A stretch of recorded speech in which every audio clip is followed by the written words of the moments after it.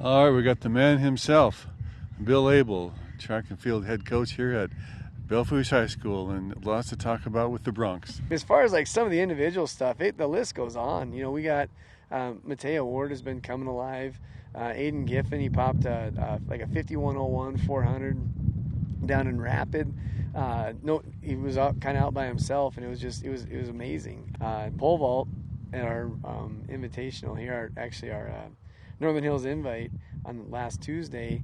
Lane Longbreak went 10 foot. Put him on the top 10 list. He's really close to 10.6 at O'Gorman. We took him down to Sioux Falls with us then. Got really close to 10.6. And, you know, for a first-year kid, he's only been vaulting for, about a month and a half. He's starting to come into it really well. It's nice. At that Custer Invite, our girls 4x1 came out. And I knew they were going to be quick this year. And I was hoping we'd chip away at that school record by the end of the year. But the girls ended up setting the 4x1. They ended up running it was a 51.23, and then of course they were the number one ranked relay there for a while, and then we went down to Howard Wood, and that Parker's tough. They took it to us, but the girls still they're just great exchanges, and they got the chemistry, they got it going on. On the boys' side with the relays, are been kind of back and forth. We've never really been able to get like a clean run on it. And then down at Howard Wood, we sure did. They cut, close to a second off their 4x1 time. They came in like it was a 44.84, just off the school record. Crazy fast anchor leg from Aiden Giffen. It's pretty neat watching him hawk this guy down on the backstretch. It was pretty sweet.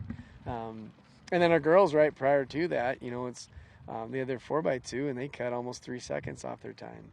So it's just things were clicking and things were looking really good. You know, individually, I think I had Mateo Ward. She placed at O'Gorman in the 100, improved on her time. And then Anthony Staley, I think he placed 6th or 7th in the open 400, which, you know, it was really nice to go down there and get some hardware and build some confidence and kind of start getting that head of steam for the finish here. So. Yeah, it's good. It's a good meet for us. Good weekend. Well, visiting with Brittany Clarkson and catching us up on the Howard Wood. Yeah, for sure. We had a great weekend in Howard Wood. It was the first day was my 4x8 girls team got in, and that was just exciting for them to get to go. They all, I think they PR'd there. They didn't place, but they PR'd there. That was Friday evening. And then Saturday morning, we started off with Allison Hayes. She got into Howard Wood with her time, which this year's really hard to get in with the time. They shortened it to only 40 entries, and then on top of it, the times have been super fast this year. So we kind of had to wait and see if her time was going to get in. And actually on the road down there, we found out she got in. So that was super exciting, and she did great. She ran a 12:44, which is, you know, just 4 seconds off her PR, and the heat was already hot. It was already getting hot on Saturday morning, so she handled it well. And so Allison's been super motivated just the last couple meets, just with her time. A lot of the meets she's been to before Howard, she's kind of had to run on her own without competition, so she's just been racing the clock and PR'd doing that. So I've been super impressed with her just getting out there, getting out of her comfort zone, and pulling off PRs that way. So, and that's how she ended up getting into Howard Wood, was just that motivation and hard work. And then Sawyer Clarkson was the next 2-miler for me that day, and that was pretty exciting. He sets pretty high goals for himself. So his PR was already 9:46, and he kind of mentioned that he was going to try to break that, and I said, I know you can do it. And there it was. He, you know, on that 4th lap, he was starting to make moves early in the race, which I kind of got scared about, because I was like, oh, we're moving fast now, you know, and he just kept going. He kept getting stronger and stronger, and then he PR'd with a 9:32. So that was awesome, and he broke his own record by, I think, 12, 14 seconds there. And then we had to get him back for the mile that day. It was 94 by 2 in the afternoon. And so to come back after that hard 2-mile and try to pull off a mile was going to be tough. But our head coach, Abel, I think he went and picked up 200 pounds of ice and put them in an ice bath, and then put them into the hot tub, then put them in the ice, then put them in the hot tub and the ice. And I think we did that. I don't know how long they did that, but it must have worked, because then Sawyer came back and that afternoon at 2 o'clock broke the school record. It was a 62-year-old record from Vern Olson from 1959. Oh. Just by a sliver, but he still got it. And it was an awesome weekend. It was a great weekend. Visiting with Slice, track and field coach, and Slice took the kids down to Howard Wood.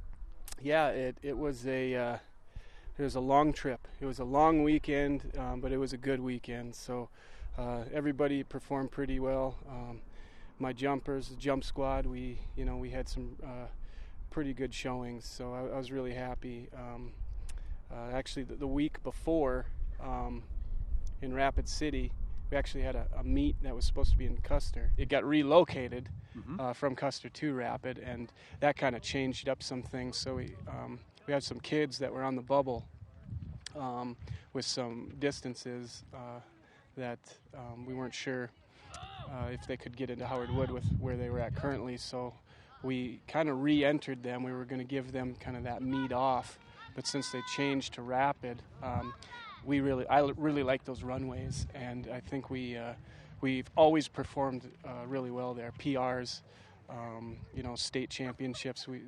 That's been a good venue for us. So, entered our jumpers, our varsity kids, our top tier ones, and Ethan Jensen, triple jumper. He hit a 42-footer, 42 and some change, and that got him into Howard Wood. We got a young sophomore, Jaden Sexer. He's jumping out of the gym. I swear he adds a foot to his PR every week, and we weren't able to get him into Howard Wood, but he was close. And right now he's sitting pretty close to get him qualified for state. So, but on to Howard Wood because COVID protocols and stuff. They really narrowed the field down, and it was the top 20 kids were going to get in, and we got several kids in, and then we cross-bracketed the day before or the first day, I should say, at O'Gorman, and I got Bella Jensen, Mattea Ward on the girls' side. They both long jumped. They both were qualified at Howard Wood for triple jump, so we long jumped them at O'Gorman.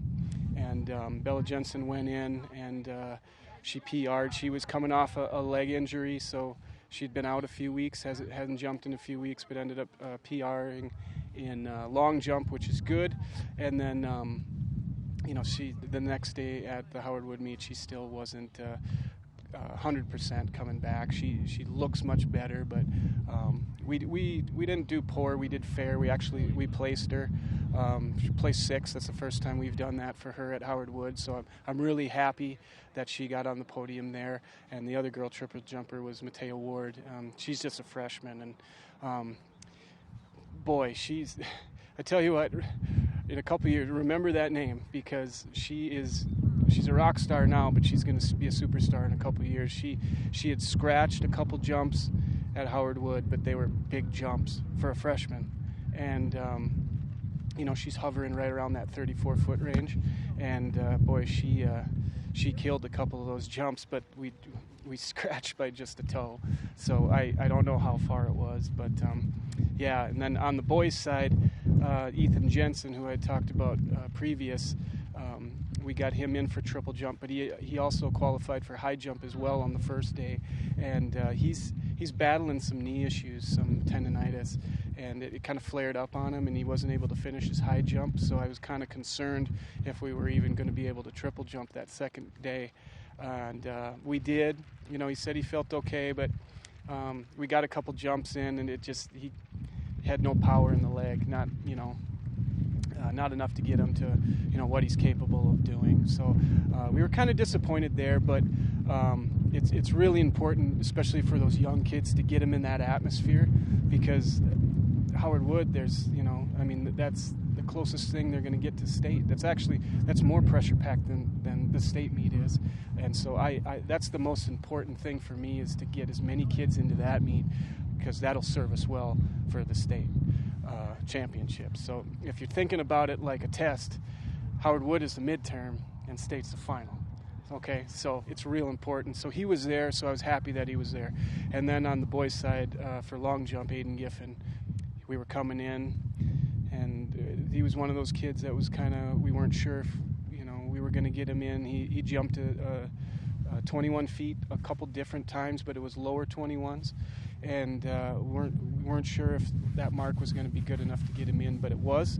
And man, he showed out, that's for sure. On the way down, we had a conversation. I said, he's only a junior, and I know he's interested at running in college.